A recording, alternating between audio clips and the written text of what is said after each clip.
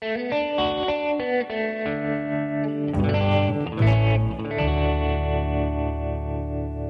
is History for Cocktail Parties with hack historians Thornton Kennedy and James Ottley.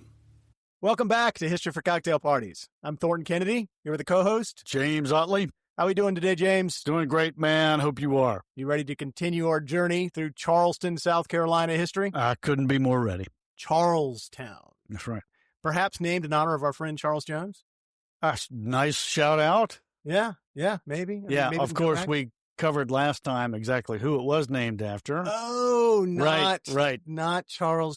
Yeah. That's going to be tough. Indeed. Maybe we can fix that in post. Last time we talked about the naming of Charleston and King Charles I, King Charles II. We got into a little bit of Charleston's cozy relationship with pirates and how that backfired wildly and led to the demise of the great and true actual person, Blackbeard. Indeed. The craziest story. And then we had some incredible, interesting facts about Charleston, including the ubiquitous pineapple. That's right. I've even got a few more. You got a few more. Well, let's put a pin in that and let me do a quick shout out to our sponsors, Play. Business is serious, but who wants serious, stodgy marketing? Check out our friends at Play, a full-service advertising agency. They're deep in the mix with AI and digital know-how, driving more people to your door. And whether it's IRL, in real life, or virtual, Play ensures the right people find you and buy what you're selling. See their mini case studies at goplaydesign.com. That's goplaydesign.com, and start growing your business today. Fantastic. Thank you so much to Play. Now, real quick, before you get started, I do have to remind everyone we are History for Cocktail Parties, and we are drinking a Charleston Mix Bloody Mary today. Cheers. It is delicious.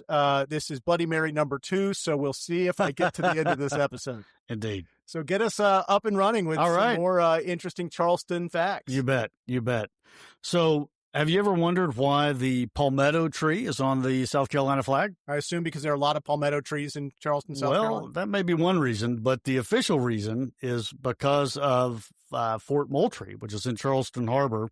It's a Revolutionary War fort, like next to Sumter. There's like a smaller. It is a smaller fort. Yeah. And, we've got a map we could put up and probably should on social media. I think I don't think you can go there, but I think I've sailed by it. Cool. Yeah. Very cool. And so Fort Moultrie defended Charleston Harbor during this Revolutionary War battle in 1776.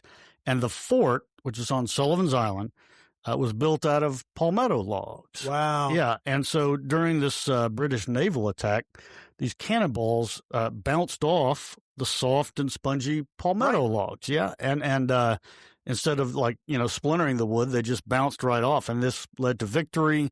And this became a huge point of pride for the people of South Carolina, so much so, in fact, that, the palmetto tree became a symbol of strength and resistance, and they put it on the flag in honor of Fort Moultrie. Yeah. That's awesome. Yeah, indeed. Another thing that I don't know if you've wondered about, and being in Charleston, was why so many of the houses are built sideways. I've noticed it. Yeah. Why?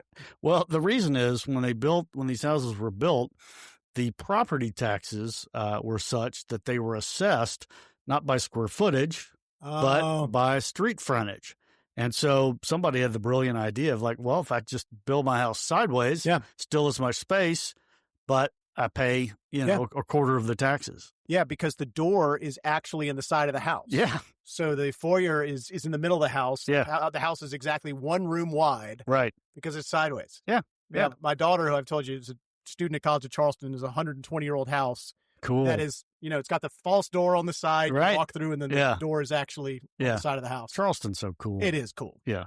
One other, if you go to Charleston, one of the coolest things that you've got to go see, and I remember doing this when I was 10 years old. That's how cool it was and how vividly I remember it. But going to visit the USS Yorktown. Oh, man. Aircraft carrier on Patriots Point. That is so cool. And it has a ton of ships on there.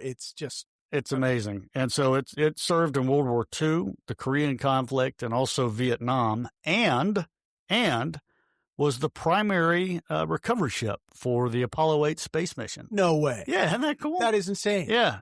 Yeah, now we know. And it really is it's fascinating to visit that. It is. And also, it's not ships on there, they're airplanes. Yeah. There's a ton of very cool vintage planes. Yeah. Not ships on top of ships. Right. Planes. Yeah, exactly. Like we're saying, we're on our second Bloody Mary here, so bear with us. But also a great lead into one of the topics we're going to be talking about today. Right. So it's called Patriots Point, and it is the launch point, one of the launch points to get the tour out to Fort Sumter. Fort Sumter tours are very restricted because Fort Sumter is such an important historic site, and you can't have people overwhelming it.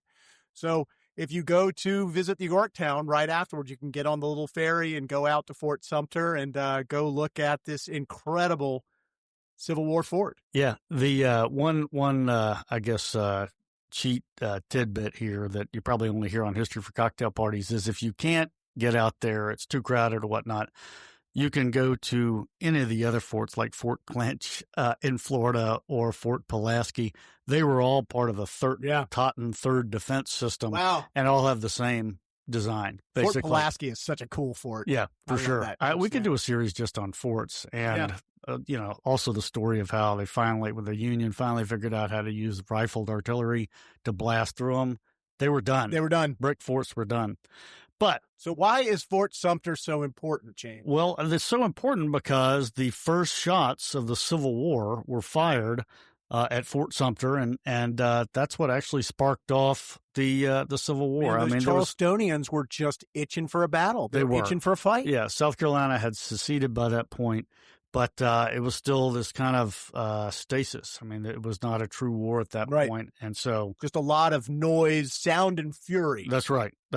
Well done, Mr. Faulkner. And so the kind of interesting, one thing that I really found interesting in my research for this episode was that there were 3 incidents that occurred in Charleston Harbor at right around this time that could have started the Civil War, but didn't. And that it's possible that the Confederates might have actually held their fire and not started the Civil War when they did, if they had known about a critical logistics goof that President Lincoln had made just 12 days earlier. And so, starting with the first one, you probably heard of the Star of the West resupply mission, or a lot of people have, and in fact, I think it's a famous painting that people have of Confederates firing on the Star of the West. That was actually not the beginning of the Civil War, but probably should have been. Right. But there's an interesting story behind it. It was, as I said, attempting to resupply Fort Sumter with again, just supplies, or I take that back, supplies and troop reinforcements.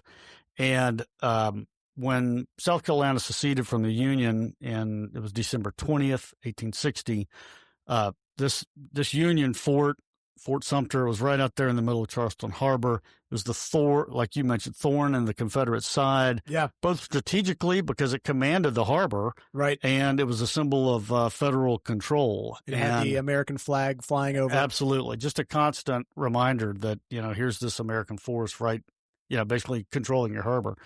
And so sending reinforcements and supplies to the fort had the potential, very real potential, of starting the Civil War. Or sparking it off. And so President Buchanan, this was before Lincoln, realizes they're in trouble, or thinks they are, and he decides to send supplies and reinforcements, troops, to the fort. And this was right around December 28th or so, 1860. And this was so controversial because sending reinforcements, as I said, and supplies, this was going to be the start, or people thought it could be the start of the Civil War. In fact, one cabinet member resigned because he's like, I'm not, I do not want any part. Antagonize. Right. And that's how big a deal it was to send, troops and reinforcements and supplies. And so President Buchanan, they decide to do it, and he sends an Army staff officer to New York City to charter the Star of the West. That's the ship we're talking about. Yeah. And its regular route is to go from Havana to New Orleans. They're not, soldiers on this ship, just a, peaceful existence, of commerce. And so they they got to do this reinforcement and resupply mission and with the utmost secrecy again, because it's such a big deal. The ship picks up 200 well-armed Army regulars at Governor's Island in the New York harbor, and on January 5th, 5 p.m., Star of the West set sails. Well, the same day, the War Department receives a letter from Major Anderson, who is in charge of Fort Sumter. And he has sent a letter 6 days ago. Usually it takes 2 days for his letters to get to D.C. or what would become Washington, D.C. This has taken 6 days. Usually takes 2 days. Right. And he says he's writing to the president or to at least General Scott. Says there's no urgency. No urgency to be reinforced. No need to send more troops to the fort. You could do so at your leisure. The only thing we need is soap and candles. Those are in short supply, but otherwise, we're good. So President Buchanan is like, oh my God, I've sent this ship with a bunch of men. Yeah, that could potentially, very probably will set off, hostilities with, start the Civil War. Total holy crap moment, And so he abruptly cancels the mission. He sends a telegram to New York, but it arrives too late. Oh, wow. Yeah. And so the ship multiple logistical errors in mail delivery here. Yeah, exactly. And so General Winfield Scott, under Buchanan, he requisitions the sloop Brooklyn to try and overtake the Star of the West and, give it these cancellation orders, But unfortunately, the Brooklyn never catches up with the Star of the West. And so it proceeds. And this was a time when, there was no radio communication on ships. I mean, once it set sail, man. Right. And, it was going where it was going. Yeah. Unless you could overtake it with a sloop. Yeah. Which, they tried but couldn't. And, man, Buchanan was losing sleep. Sweating bullets. And so anyway, the funny thing is they never notified Major Anderson at Fort Sumter that a relief, mission was on the way. Here, this is something that could, again, spark the Civil War. And Anderson they don't even thinks that soap and candles are coming. Yeah. Or he has no idea 200 troops are about to land. He thinks they're coming sometime. He does not know about this particular mission. They send him they don't send a telegram because they fear that would be intercepted. Actually, the term the grapevine comes from, little tidbit there because, and you hear something through the grapevine. Right. The grapevine, that term comes from telegraph lines, which are draped like, grapevines and whatnot. And it's took so long for that communication. Well, that and like every bit, it gets intercepted. Yeah. So people spread the word. Anyway, little tidbit there. Instead of sending a telegram to them, or telegraph, I should say, they send this notice to Major Anderson by mail, and that they're going to resupply, and so he has no idea that this ship is even coming, and so at midnight, the Star of the West approaches the Charleston harbor, but the Charlestonians, have removed this key navigational buoy to prevent, hostile ships from coming in. And the captain is not going to cross the sandbar or this particular bar in the dark. So he heaves to or hooves to till daylight, and because he's not going to be able to sneak in there, so he's not going to attempt it in the dark, and so there's a hidden battery on Morris Island, which at this time is staffed by cadets from the Citadel in Charleston Harbor. And they see the cadets see the ship, they're high school kids basically, or college kids basically, right? And so they take aim, start firing on the Star of the West. They fail to do much damage to it, but they're firing on an American ship, And over at Fort Sumter, and actually Fort Moultrie guns start firing on it as well. And so over at Fort Sumter, Major Anderson, he's in a difficult moment here. Theoretically, he's got the authority to fire. It's an American ship that's, it's flying the American flag. And, but again, he's got no official word that this is a relief mission. And if he fires, he knows that's going to start the Civil War, and he doesn't necessarily want to do it either, And he had in the notice that he had not gotten, they did give him authority, if like special authority, specific authority to fire if the Star of the West was fired on, but he doesn't have that notice, Right. and so he's hesitant, Good Lord. And so the ship's captain, Star of the West, is like, man, this is bullshit, and I'm getting out of here. I didn't sign up for this, and so he promptly, turns around, and that was it. But this could have easily sparked. Yeah, absolutely. Started the Civil War at that point. And, because they didn't tell Fort Sumter about it. Yeah. He didn't know. Anyway, so that's kind of interesting to me, and the fact that they, that the Brooklyn never caught up with. It was a canceled mission. It was a canceled mission. But they almost set off the Civil War. Yeah, exactly. And the fact that they fired on an American ship and there are no consequences at that time. Yeah, absolutely. Absolutely. That's pretty crazy. Indeed. I would have thought that attacking an American ship would have been provocation enough. Yeah. But he didn't know it was coming, and for whatever reason, he held it up. So, or held out from firing. So the second incident was was involving Fort Sumter that could have started the Civil War. Occurred on the early morning on Friday, March 8th, when the Confederates accidentally fired a real cannonball at Fort Sumter. How does one accidentally fire a cannonball? Yeah, talk about a screw up. The screw up that could have, like I said, sparked and started the whole thing off there. Well, the Confederates were constantly firing blank charges, kind of show of force, or for practice. Making noise. And this particular morning, Fort Moultrie had fired 3 blank shots up in the air, and there were 2 more blanks that came from Cummings Point, another battery. But the third shot was an actual cannonball. Yeah, I'm not kidding. And it came tearing through the air. It struck the water about 30 yards ahead of in front of Fort Sumter, ricocheted twice, slammed into the foundation of Sumter's wharf. I mean, it was a real strike. Wow. And dug in 4 inches. I mean, masonry was flying. It was a big explosion, a big deal. So Fort Sumter, man, they sound the alarm. Drum roll is given, and the fort, it's coming alive. Everybody's scrambling into position. And at this time, this Major Anderson and a couple of other officers are on the parapet watching the opposing batteries with spyglasses, and they see this oh crap moment unfolding. Apparently the Confederates manning those guns were like totally having like just, oh crap, what have we done? They were more terrified or astonished than the men at Sumter. And so they start scattering. They're fleeing like rats, trying to get as far away from their cannons, as possible. And, they basically just fired the shot that could have started the Civil War. Accidentally. Yes, exactly. And I'm sure that there were a number of Confederate uniforms that needed to be laundered that night. Good Lord. Yeah, for sure. And so Anderson, he sees that, look, he sees it was an accident.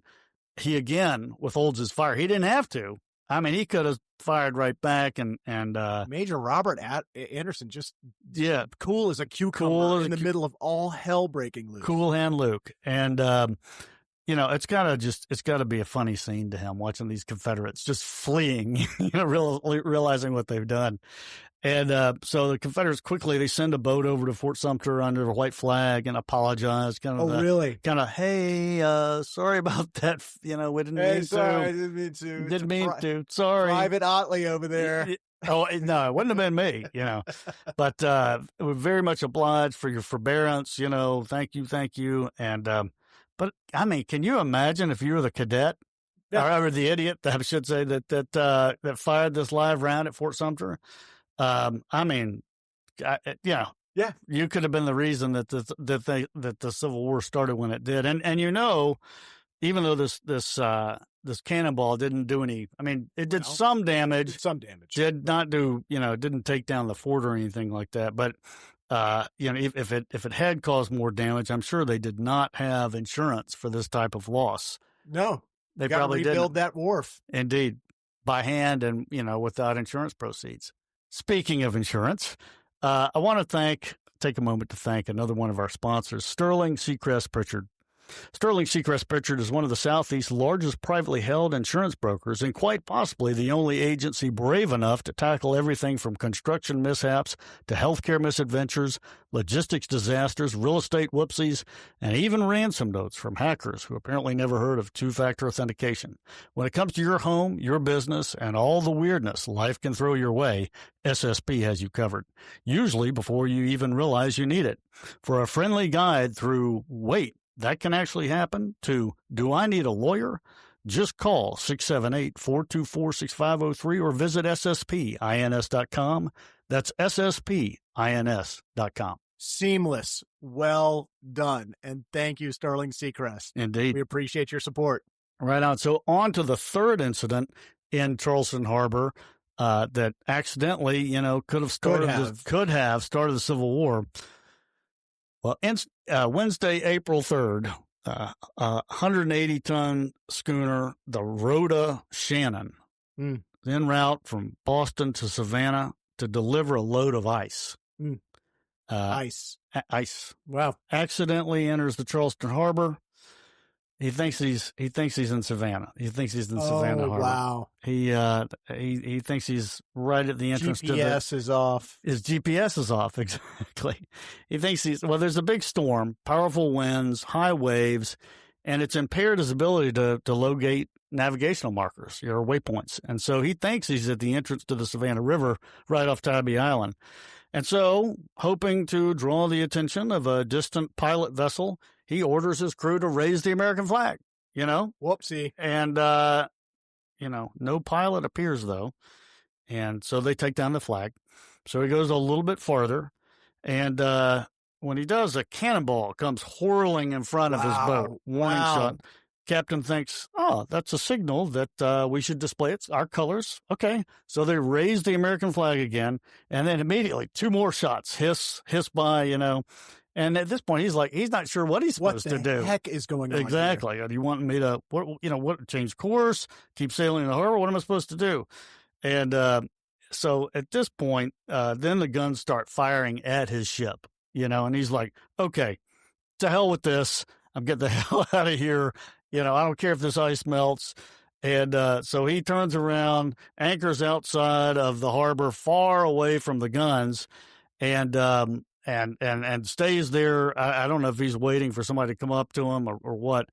But Fort Sumter soldiers, they're at their stations, and they load their cannons. They're ready to fire back on this, Fort Moultrie or the batteries that were firing on this American ship. Right. And they have the authority to protect and defend American ships, and for all he knew, this was another relief mission, that he hadn't been told about. Going, what is going on out here? Yeah. But he holds back, cool hand Luke. Unreal. And sends 2 emissaries over to Charleston. They meet with the Union officer, or they meet, and it's all a big misunderstanding. The boat captain is interviewed, and he tells them what happens.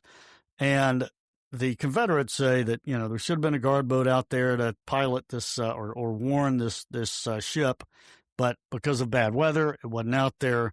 But here again, the war, if Anderson had not held back, that war started over a load of ice. It's crazy. I love the negotiation by Cannonball. Yeah, exactly. What am I supposed to do here? Yeah, what do you want me to do? You want me to put the flags up? Put them down. 2 cannonballs from this. Right, 3. exactly. And interpret what's going on. So the really crazy thing to me is that here are these 3 situations that could have sparked off the Civil War. Right. But the situation that actually does spark it off is that did cause the Confederates to fire on Fort Sumter. And there's no P in Fort Sumter, by the way. No, it's easy to accidentally say Sumter, but there's no P. Lincoln apparently always misspelled it too. But I do wonder if the Confederates had known one key piece of information, and that is Lincoln's logistics goof that I'm going to tell you about, would they have held fire? Maybe. I don't know. Maybe. Who can say? But so Lincoln's in office now. he's asked his cabinet to vote on whether they should resupply Fort Sumter and Fort Pickens. Fort Pickens is in Florida. We're not going to talk about that, but it's not as big of an objective as Fort Sumter, not as important. Right. They had originally, the cabinet, Lincoln's new cabinet, had originally voted no, just emphatically, because there were a lot of, there's still at this point, Lincoln's early in his administration, there's still some hope that maybe these crazy Southerners or Confederates will, just come back into the Union, apologize, and will, say, hey, we were wrong. And in fact, his Secretary of State, Seward, is a big believer in that they should try and pause, not have hostilities, not start a war, that maybe we're going to calm down. Yeah, exactly. And maybe we can, maybe they'll realize the error of their ways and come back in. But Lincoln has sent 2 emissaries down to the South, down to South Carolina, and just to see if there is any like pro-union sentiment, like that maybe they might realize the error of their ways and come back. And these emissaries come back to Lincoln and report, no. I mean, there's no sympathy. No sympathy. It's fire eaters. I mean, it's, it is no pro-union sentiment whatsoever. Lincoln tells his cabinet about this. And so at this point, March 29th, this is just 14 days after they had all voted no. They vote yes. Let's go ahead and let's go ahead and resupply Fort Sumter and Fort Pickens. And so Lincoln authorizes both expeditions, but the commanders of both these expeditions hinged their success on the use of the same powerful ship, the Powhatan. Right. It's a warship. Each of them needed that ship in order to complete the mission. And so they both want the ship. They both are expecting it. Lincoln accidentally, I don't know if it's a late night, assigns this warship to both expeditions. Wow. Yeah. Oh my gosh. So April 5th, there's this panic telegram that comes in from New York that is advising Lincoln that he's assigned the same ship to 2 expeditions. And Lincoln, he's like, oh, crap, Lincoln tells the Secretary of State Seward that the Powhatan must accompany the Fort Sumter expedition. Right. And there's no way that it can be aboard. He's got to be for Sumter. And so he orders Seward to telegraph the Navy Yard in New York, hold the ship for the Sumter expedition. Seward stalls. Again, he's one of these guys that thinks that if you stall and you don't prompt a possible, no war, conflict, right? We can do this somehow diplomatically. Yeah, and so he tells Lincoln, man, no, it's too late to send a telegram. Lincoln insists he sends the telegram, and so Seward might have dragged his feet even then, but this telegram does not reach New York until the next afternoon. And at this point, the Powhatan's already left. Oh my gosh! As part of the Fort Pickens expedition, and so the Navy Yard dispatches a faster steamer to catch the Powhatan, kind of like Star of the West. Let's try and catch the boat. You got to fix this. Get them to turn it back. The steamer in this case actually catches the Powhatan, but the captain ignores the order. He's like, look, God. My orders are from, he's like, no way. My orders are from Lincoln himself, signed by the president. And these new orders are from Seward, and I'm not turning around. So at this point, Gustavus Fox fires the first shot. Well, no, he doesn't fire the first shot. He's commander of the Sumter expedition. And so he somehow is unaware that he doesn't have the Powhatan. Okay. So he's on his way. He's on his way there to, resupply. And so it's kind of ingenious. Lincoln has said, we are going to send supplies, humanitarian effort. But if you do not let us deliver these supplies, we've also, got soldiers, and we'll do it by force if we need to. But we want it. They don't want to be seen as the aggressor. Right. And so, as I said, Gustavus Fox is the commander of the Sumter expedition. He's unaware that the ship is missing and that it's actually on its way to Florida. And so Lincoln, at this point, sends a message to Charleston officials that gets delivered to Governor Pickens, who's the governor of South Carolina, that he intends to resupply Sumter. Like I said, it's either he's going to do it peacefully or if he needs to, by force. But he wants to do it peacefully.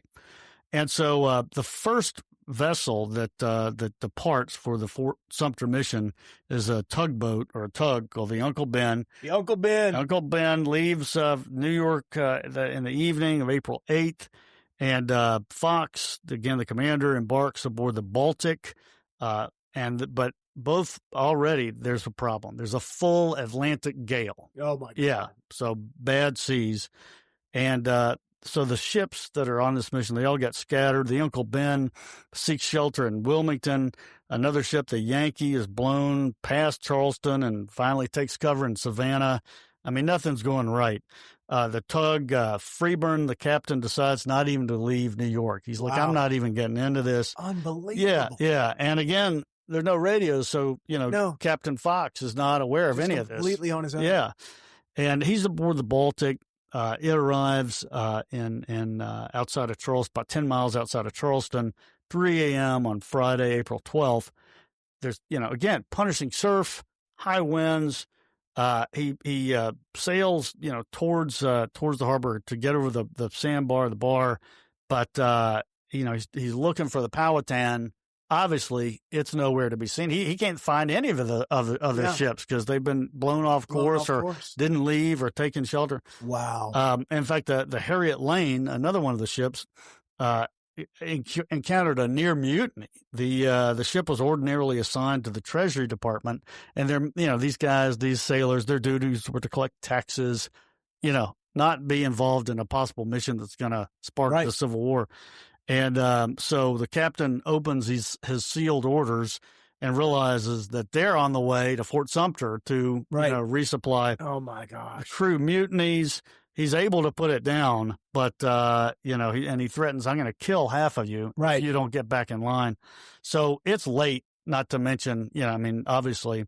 So this mission is pretty much compromised in terms of, the only thing, it's got supplies. And it does have troop reinforcements if needed. If needed. And the only thing it can do is at this point, because it's only got, it doesn't have the, Powhatan, is, the only thing it can do is be a peaceful resupply mission. That's phase one. Phase two is not even a possibility because these other ships, especially the Powhatan, are nowhere to be seen. And the Powhatan, again, is on its way to Florida because Lincoln's assigned it to two different missions. Oh my God. And it wouldn't turn around. And so he attempts the peaceful mission, but to resupply, but he sees the war actually has already started. The Confederates already fired, so he turns around. But That's crazy. So the truth on the ground or on the sea was that all they could do was a peaceful resupply mission. They did not have the capability to do anything other than that. So just food and supplies, no soldiers, no fighting, and the reason that's important is because the Confederates they are meeting the Confederate government is meeting in Montgomery, Alabama at this time, which is where the provisional capital was at that time. And Jefferson Davis is asking the cabinet, what they should do, and so they're they know that there's a naval expedition of indeterminate character on its way to Charleston. But, the expedition has appealed to Southern chivalry, and a sense of honor that, no true gentleman would or could oppose just a humanitarian. Right. And so some cabinet members are, arguing that position. Same time, the provisions are going to prolong this thorn in the side of the Confederates by allowing the fort to stay in Charleston Harbor longer. And, another cabinet member said, look, there's no guarantee that, Lincoln was just intending to deliver supplies and food. What if he's truly planning reinforcement and maybe seizure of Charleston itself, and Lincoln, the notice or the message that Lincoln sent to Governor Pickens in South Carolina, it wasn't signed. It might have been from a subordinate. The White House may be able to deny it, that. And again, that notice was, hey, we're going to supply, we're trying to do it by peaceful measures, but if not, by force. And so, that might not be real. We don't trust. And so the cabinet, they have this debate and they're conflicted. They're truly conflicted. Some members are urged patience. They don't want to appear the aggressor, if this is just a food mission, and which it is at this point. They don't know this. And Secretary of State Toombs says, hey, man, this is unnecessary to fire on Fort Sumter at this point, puts us in the wrong. It's fatal. Other cabinets, members are saying, it weakens the fact that if they resupply it and the fort is still there, it weakens legitimacy of the Confederacy. But, again, it's just fascinating to think if they had known that the Powhatan had been assigned the crux of the mission to Powhatan, or the crux of phase 2 or possible phase 2 of the mission is the Powhatan. Lincoln's assigned it to a second additional mission, and at the same time, and it won't turn around. Even though they try and get it to turn around, it won't turn around. And so, Commander Fox, his only option, the truth on the ground or on the sea, is he's just a peaceful resupply mission at that point. But they fire anyway. Yeah. And so it's just, I don't know, it's kind of interesting to me. Would the Civil War have started eventually had the Confederates held their fire on April 12th? Yeah, probably. Yeah, differences were too great. There's some scholars that, posit otherwise.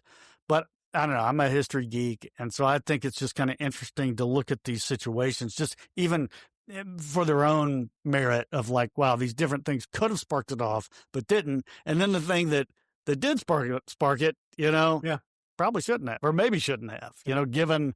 The coolest part about all of it is that you can see all these sites. You can go and actually physically experience them. And you can listen to History for Cocktail Parties on the ferry and see where that initial cannonball bounced off the water and destroyed the wharf. I mean, it's actually tangible history that you can sit there and look at from 150 years ago. Yeah, that's right. It's an incredible story. Fantastic story. I think so too. Well, this has been an awesome ride on Charleston history. What is your favorite factoid? Did you learn anything new about Charleston in this episode? Well, episodes. All of this on the firing on Sumter was new to me, and I thought that was cool. But I love the kind of learning. I've always thought the flag of South Carolina was pretty neat. And learning about the Palmetto tree and the American Revolutionary War, where the cannonballs were bouncing off of it because it was palmetto logs.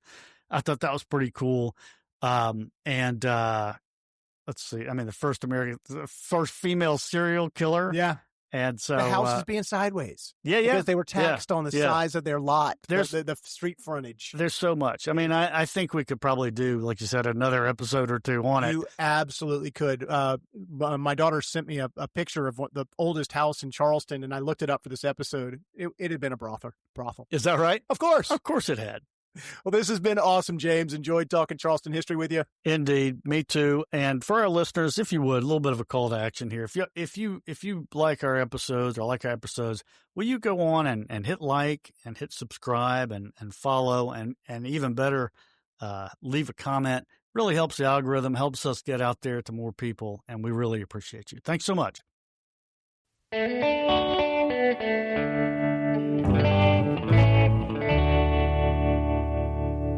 This is History for Cocktail Parties with hack historians Thornton Kennedy and James Ottley.